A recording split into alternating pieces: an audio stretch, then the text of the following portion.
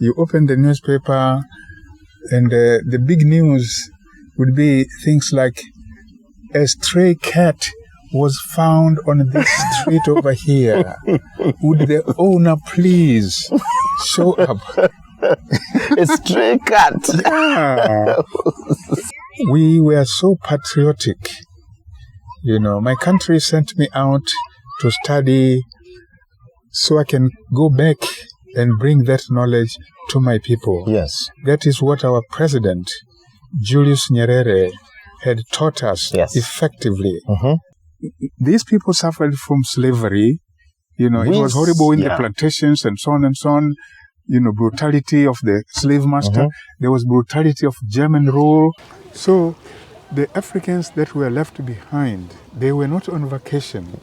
They underwent colonialism. Mm-hmm. Professor, have you experienced racism in America? That's a good question. Welcome to Afrisota. Today we have a very special story lined up for you. And with us is a very special guest. Call him a professor, call him an elder in the community, call him a mzee. This special guest brings to us a story of 33 years of living in Minnesota.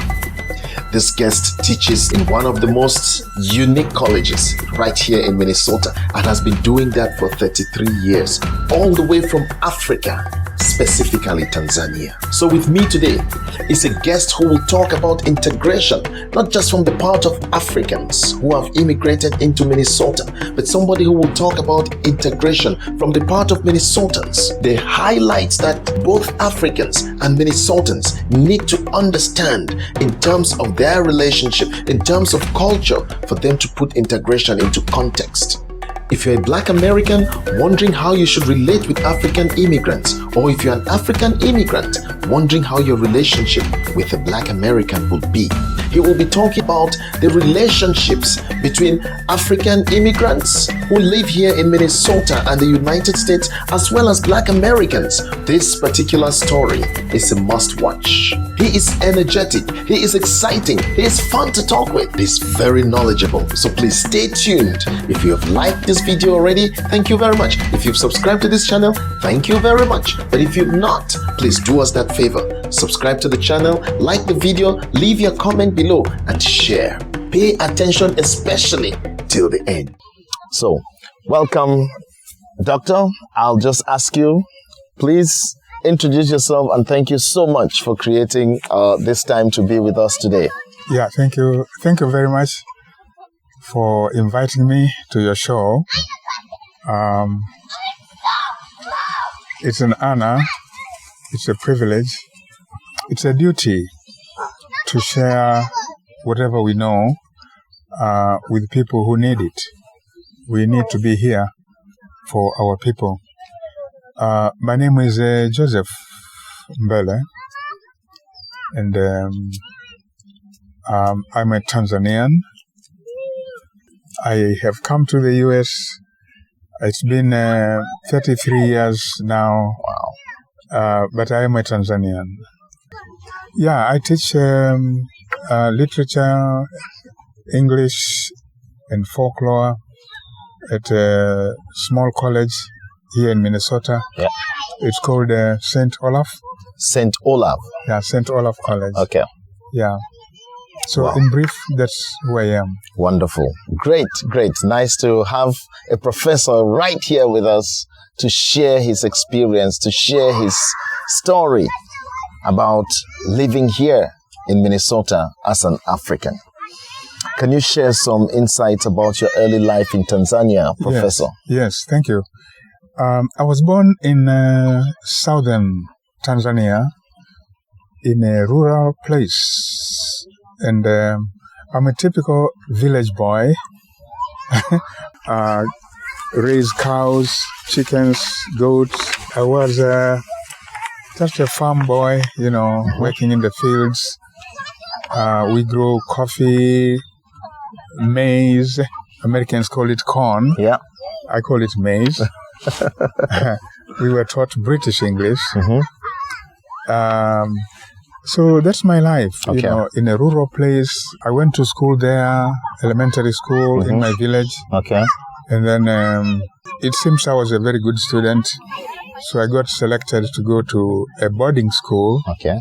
which was a seminary, a Catholic seminary. Okay. And so I went on through middle school in that seminary, 4 years. I went on to secondary school, again a seminary, Wow. for another 4 years. And so from there I went to high school, very far away from my region, almost in central Tanzania. And finally I wound up at the University of Dar es Salaam, Wow. 1973. That's when I started my undergraduate studies, 1973, Okay. specializing in literature and English. Okay. Yeah. Wow. Fantastic. Now, after living in Tanzania and studying in Tanzania,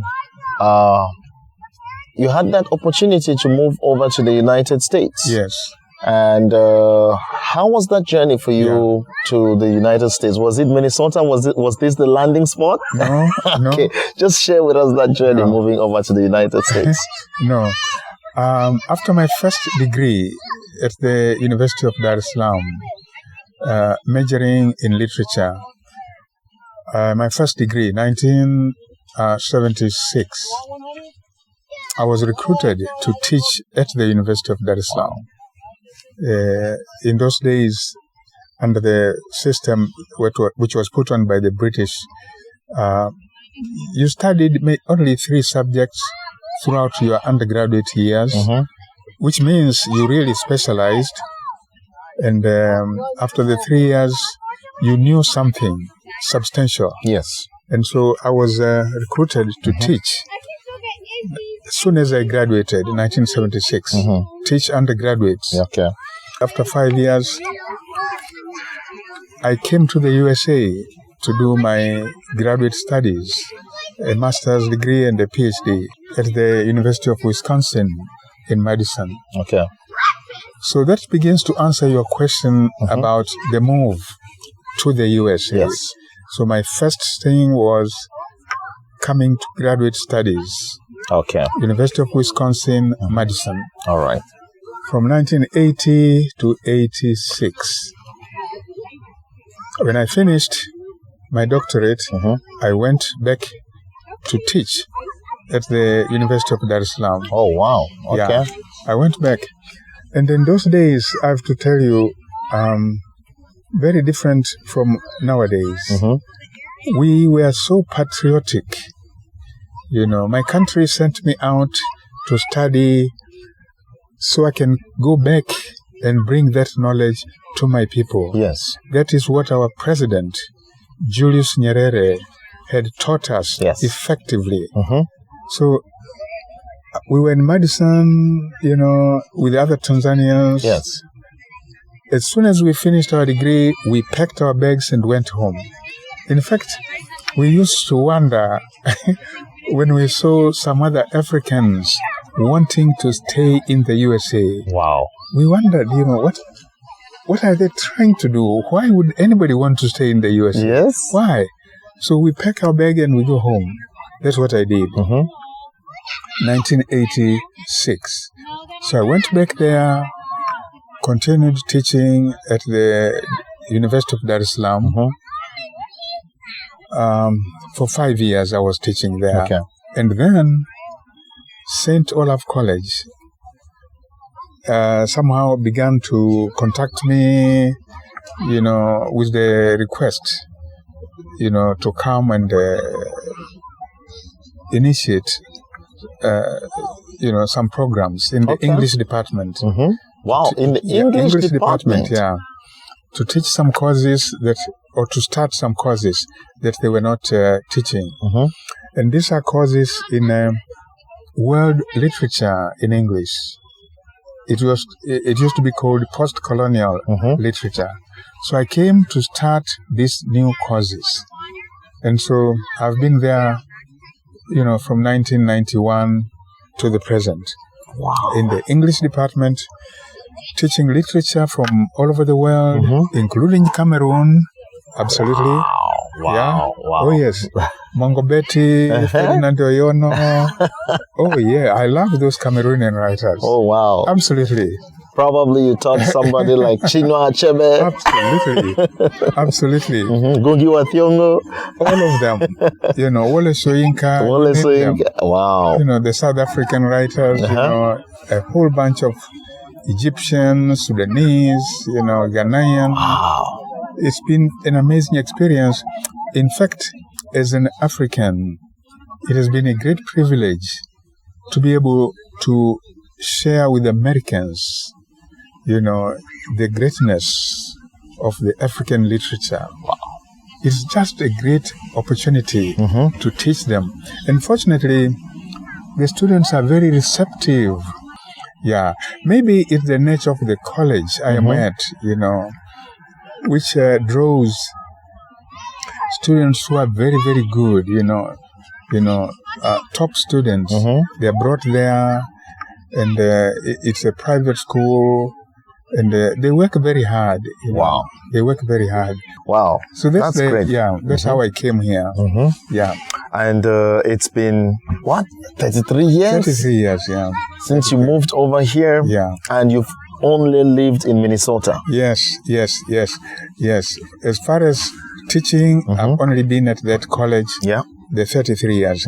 Of course, I travel around the country for conferences, like any professor. Okay. We go for conferences, things like that. I travel the world, for conferences. Yeah. I go to Africa, East Africa in particular, for research. Wow, that's I go spend 2 months, 3 months, a few weeks. Oh, yeah. Wow, awesome. Yeah. Now, 33 years ago, you left Tanzania. And of course, it's not the first time you're coming to Minnesota, to the United States. Yeah. But it's your first time in Minnesota, because when you first came, you were studying in Wisconsin. Yes. Now, you moved to Minnesota. Yes. What are some of the challenges that you faced when you first moved here? And knowing that now you're not just moving here to study and go back, but you're here to teach. So what was your first challenges that you faced, and how did your background help you to adapt with those challenges? Great question. I came to this college. It's a small town. It was about 16,000 people. It has two colleges, that little town. Yes. St. Olaf College and Carleton College. Very good colleges. But the town is so small. So my first challenge was this. I'm used to the city of Dar es Salaam in Tanzania. It was more than 3 million people at the time. Yes. More than 3 million. And should I come to this little town, 15,000 people? I had questions whether I really wanted to come to this little town. Wow. So that's the first challenge. If you take your car and you drive, in less than 5 minutes, you are in the middle of a cornfield. You're already through the town, in the middle of a cornfield somewhere. Yeah. So it was a bit weird. And because it is so small, you read the local newspaper. There were little local newspaper there. Yes. You open the newspaper, and the big news would be things like, a stray cat was found on this street over here. Would the owner please show up? A stray cat. Yeah. A stray cat found on this on Division Street. And I was like, this is going to be quite an experience. Yeah. However, it was so small, everybody got, to know you quickly. You felt everybody knew you, and that was a plus. Yes. You go into the store, they know you. Yes. In fact, I remember when the winter came, the first winter, it was snowing, and I was walking across town to the college.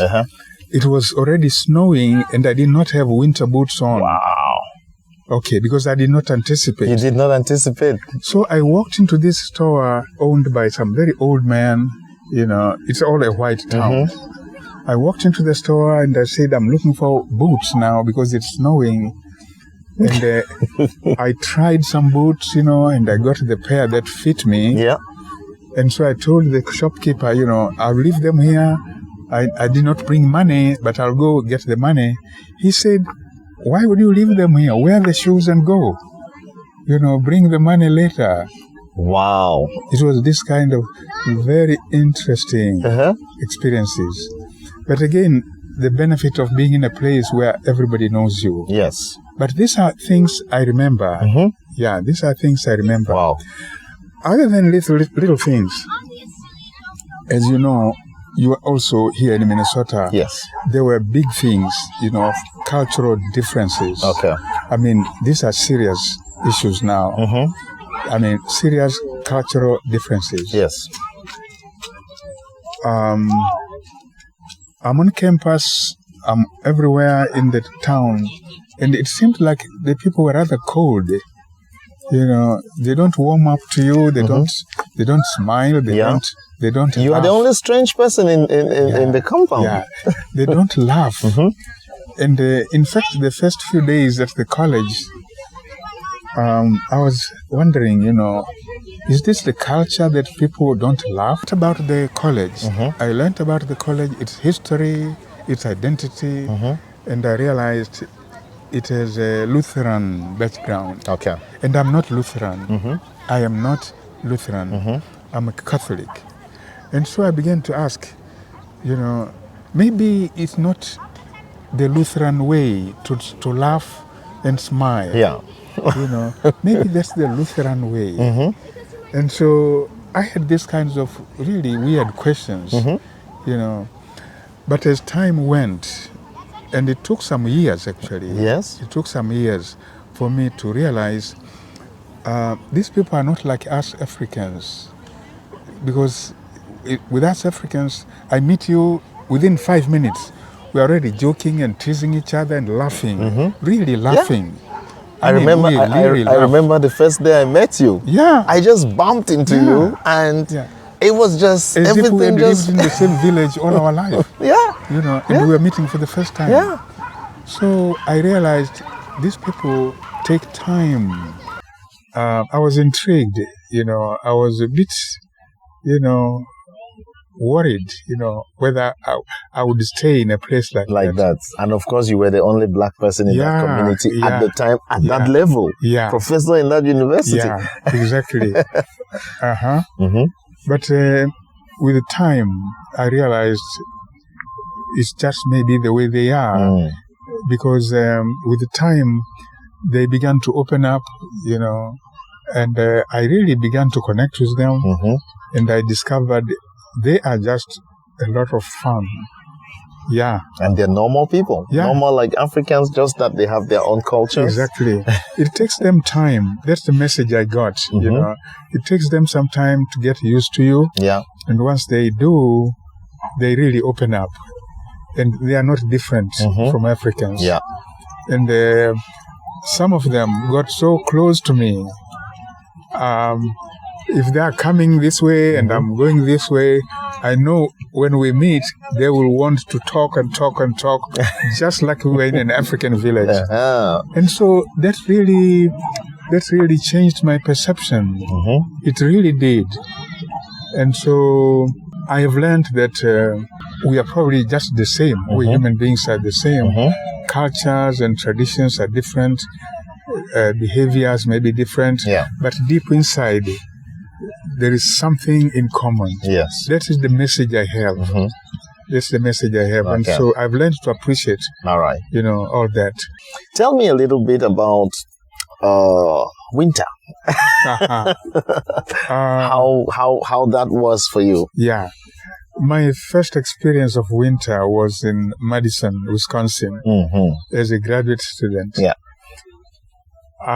Very interesting memories. I was in my room, in my apartment. You know, it's a big building, many floors. And I was in my room, and looking out the window, I saw things falling, like flour, like I didn't know what it was. And then I picked up the phone and called another student who was in another building some distance away. Yes. What is going on here? An African student or? I forget whether it was an African or an American. What is going on out there? And they told me, that is snow. And I was telling myself, I should have known this. Yeah. I should have known this. But I had never seen such a thing. Yeah. So that's my first experience. Mm-hmm. However, there were quite a few things to learn. Mm-hmm. Not enough to know that this is snow. Yeah. But I remember after it had snowed, on some other day, just walking outside, you find yourself skidding and falling. That's it. That's when you learn you need to step the right places. You could step on ice and you will fall. You fall straight There's away. absolutely no defense. Yes. If you slip, you're fall. Going free fall. There's no way you can stop the slide. Professor, ni kama matope. It's like mud, yeah, right? But it is so slippery. But different from mud in the sense that this one is frozen. Yes. With mud, if you wear shoes that have studs, you are safe. You are safe. But with the snow, there is no salvation. You will fall. Yeah. And you pray that you fall in a proper way. Otherwise, you could break your leg. Yeah. You could break your head. Break your hip. It's deadly. Yeah, it is. It Many is people deadly. have ended up being amputated just because of that. So as an African, and I think we need to tell this to fellow Africans. Yes. The snow, it can be treacherous. It is. It can be treacherous. You will need to pick up the hints. This is the place I can, step. This is. Otherwise, you step in the wrong place. Yeah, it's very deadly. Deadly to walk, deadly to drive. Yeah. Driving, Lord. When you start skidding like that, there's nothing you can do. Nothing. Your car spins like that. That's it. And it's horrible. You don't know how it will stop or whether it will stop. Yeah. And whether you go into a ditch. Other road users, very, very, very. You can easily cross the lane. And it happens very, very fast. Very fast. There's nothing you can do about it. And worse still, if you try to put on the brake. That's the worst. You better learn not to touch the brake. Yeah.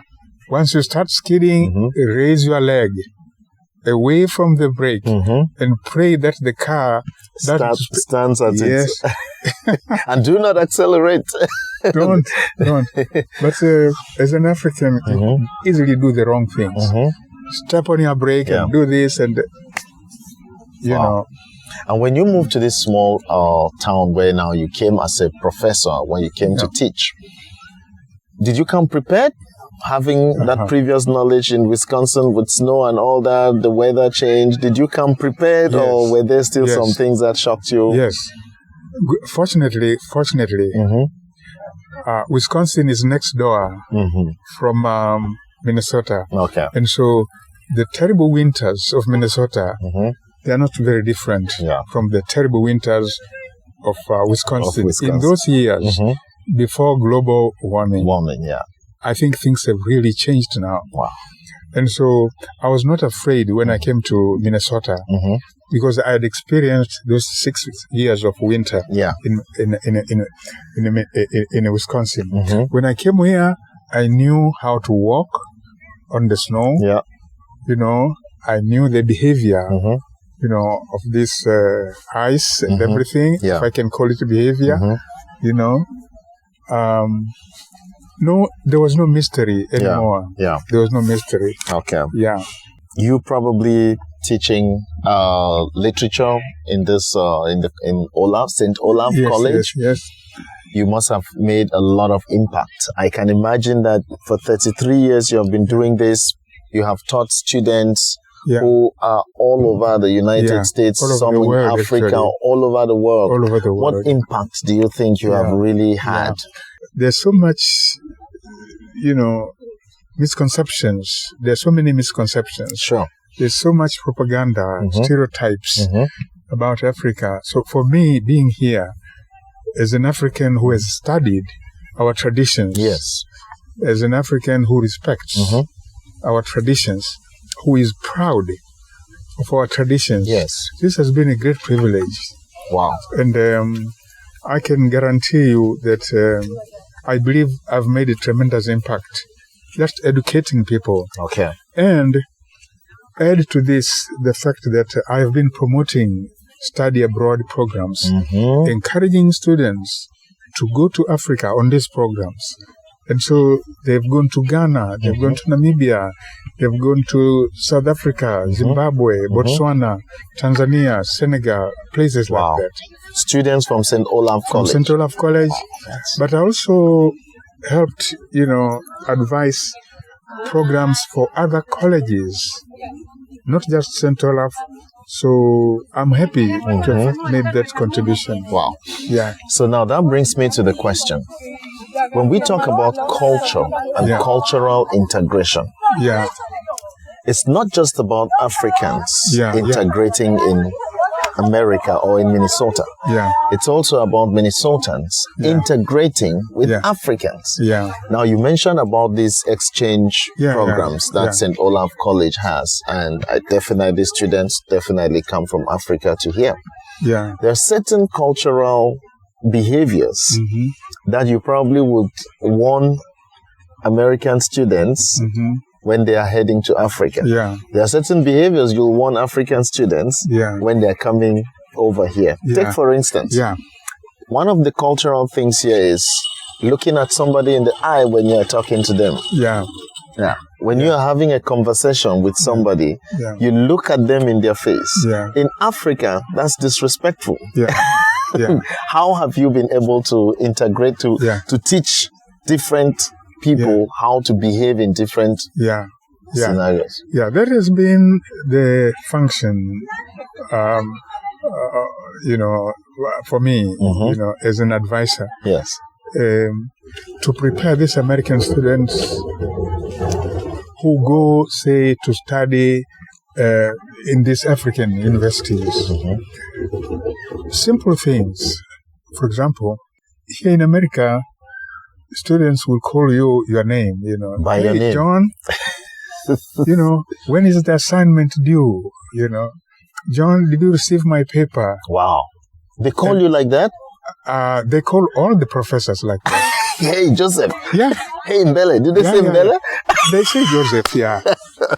Yeah. However, I should say, actually, most of the students do say professor. Okay. Yeah. But there are some who innocently just call you by your name. They call, and maybe they are just fresh children. They call their professors by their name. And they don't seem to see there's anything wrong with that. And the professors themselves don't see there's anything wrong. Sure. But I am an African, an old man from Africa. It has been a challenge initially to have a kid calling me Joseph as an African old man and from the village. Wow. You see? Yeah. And I'm an African villager. And you're a professor. Yeah. So I tell the students now, the American students, when they go to Africa, if you are like in Cameroon now, you don't call your professor by their name like that. You have to say Professor so-and-so, Dr. so-and-so. Yeah. I have to tell them this, that it would be disrespectful to just call your African professor over there. John, Mark, no, you cannot. It is disrespectful. You will anger them, period. So those are the things I have had to tell the students, and they are attentive. Yes. The students who go abroad, they want to learn other cultures. They understand the world is not just America. And so they appreciate it. I love that. I love the fact that they are receptive. I love the fact that they are open-minded to be able to understand. And, sometimes when people encounter different cultures, there is the tendency of judging. Yes. In fact, that is the most common tendency. It's very natural. Yeah. It's very natural because we grow up in our own culture, and we grow up with the idea that this is the norm. Unfortunately, we think this is the norm. This is good behavior. So when we go to another place, to another culture, we judge it. Yeah. Oh, look at these people. They disrespected me. Yeah. Look at these people. As a professor, for example, if I'm not well informed, coming all the way from Africa, you come here, and the students say, Joseph. Hey, Joseph. You will be angry. You will say they disrespected me. Yeah. And this is the challenge that unfortunately, now this time I'm saying unfortunately. Unfortunately. Firmly. We develop this idea that our culture is the norm. And so we use that concept, that framework to judge other cultures. Yeah. So when Africans come to America, for example, they could end up feeling angry. They could end up feeling bitter. Because look at these Americans, they don't respect me, they don't respect me, they don't behave properly, And that reflects in the way you also behave and interact in society. You see? Yeah. But the poor American could be acting in a way that is proper, normal, in their culture. Yeah. And you are seeing it as an African. As a disrespectful thing. These are the dangers that concern me. And that's why I'm so busy trying to help people understand one another. And it goes both ways. There are certain things we do in Africa which we consider respect, like looking down. I cannot be talking to you in Africa, to my professor, and I'm looking at you in your eye like, no. Are you kidding me? Exactly. And then the American children are taught differently. Your teacher is talking to you. You have to look at the teacher. Yeah. Imagine now these children. As you know, there are some Americans who are in Africa with their children. Yes. And those children, they've been taught here the proper behavior. Yeah. They go to Africa, Yaoundé, and they're in the school in Yaoundé, and the Cameroonian professor or teacher in the elementary school is teaching this American kid, and the American kid is looking at him in the eye. Can you imagine? This African teacher will say, look at how spoiled this American, look at how impudent, how disrespectful. Indisciplined. You see? Wow. These are the dangers. Cultural integration. These are the dangers. Daktari, asante sana. Thank you. Thank you so much. Wow. Now don't miss part 2, because this is actually my best part. We'll talk about racism. How do African immigrants perceive racism? Is it different from the way Black Americans perceive racism? What is the relationship that should exist between African immigrants and Black Americans? Is it a sustainable relationship that already exists? Or is it a relationship that is aimed at reconnecting Africans to Black Americans? Don't miss this.